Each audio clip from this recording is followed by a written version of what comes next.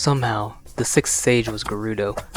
Link thought this to himself as the sweltering heat of the dry plateau pass beat down on him. There already was one from each race. The final temple, a goddess of sand, had to be in the one region he had yet to set foot in, one with plenty of sand. It had been about a day and a half since departing from Kakariko, for even on horseback, it took the entire day coming down Death Mountain Pass, and the entire night following Zora River across Hyrule Plain. Link had stocked up on provisions with the rest of his rupees, yet his water ran dry during that hot morning. Fortunately for Link, Epona was doing all the walking, but she needed water too. They luckily came across a spring, a small waterfall trickling out of a pore in the cliffside. This formed a pond in the basin of the rust-colored rock. Link let Epona hydrate and rest, while he himself slurped up the cool, refreshing water, while also refilling his bottles and soaking his green cap so that his head wouldn't overheat. Trotting further along, they came to a slight ridge in the path, and somewhere beyond, the distant rushing of water was audible. Link, knowing the lay of the land, knew what he was coming up on. He sped Epona up over the sandy ridge, only to have to pull up on the reins, as they were headed towards a drop-off that ran a long way orthogonally to them. A decent wide fissure cut through the red earth like it were a slab of meat. This slim canyon was Gerudo Valley, and the bottom of the gorge was Zora River. Link recognized the tall walls towering on either side. He looked over to his right, and sure enough, a distant way upriver was Gerudo Falls. Looking before him, Link could see two wooden piles driven deep into the rock. There were thick ropes suspended from them, hanging over the edge, and swaying in the occasional funneled wind of the canyon. The clanking of wood planks on these ropes indicated that this used to be a suspension bridge across the gap, but it was now out, and the route was impassable. Even if he were to try the power of the hover boots that he recovered from the Shadow Temple, it would be too far.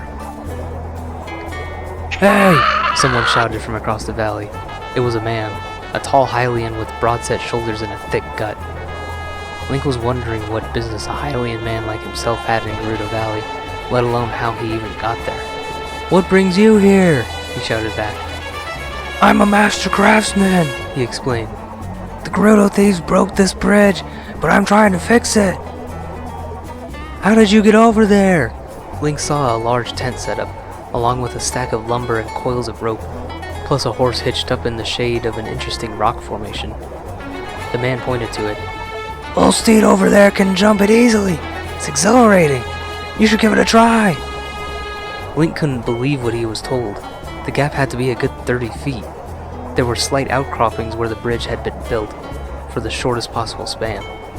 This cut the distance down to maybe 25. It also looked like the other side was a little bit lower. Both of these made the idea just sane enough that it might work. Epona was an athletic specimen, so if that other horse could do it, he knew she could. Besides, Link didn't know how else to get over there without drastically backtracking. He readied Epona at the crest of the ridge. Nervously, he snapped the reins and squeezed his boots tight for the fastest approach speed. "I need you to trust me, girl," Link said to her as they barreled towards the drop-off. He needed her to trust him, just as he needed to trust her to make the jump. She paced her gallops in order to gain that extra footing at the edge of the outcropping. Link's stomach floated up into his chest as they were airborne, soaring over the ravine like it were the earth and Epona was a great bird. Epona's front legs took the brunt of the impact as they clobbered the rock on the other side to pull them forward onto the ledge.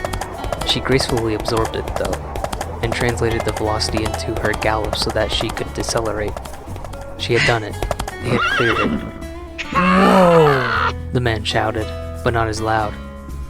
"I was kidding. We set up a tent bridge for the supplies."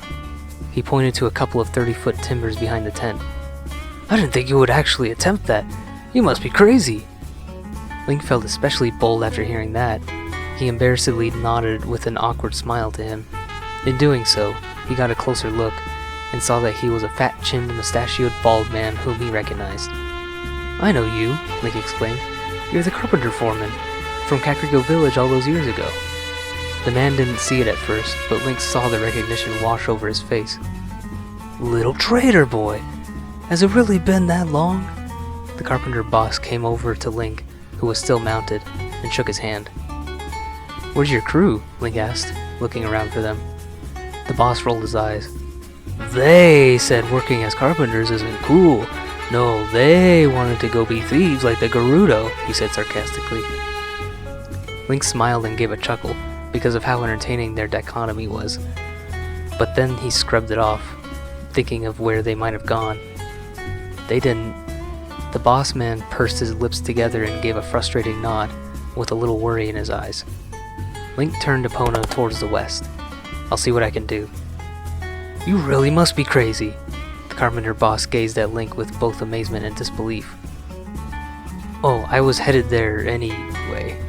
As it came out of his mouth, he realized how much it did not downplay his intentions, but in fact did the opposite. "Yep, you must be crazy. A little piece of paper isn't going to get you into their fortress, boy," he snarled, recalling the note handwritten by Princess Zelda that allowed Link to pass through the gate to Death Mountain. "Well, what then?" Link asked. "Leave them to do what they will to your men?"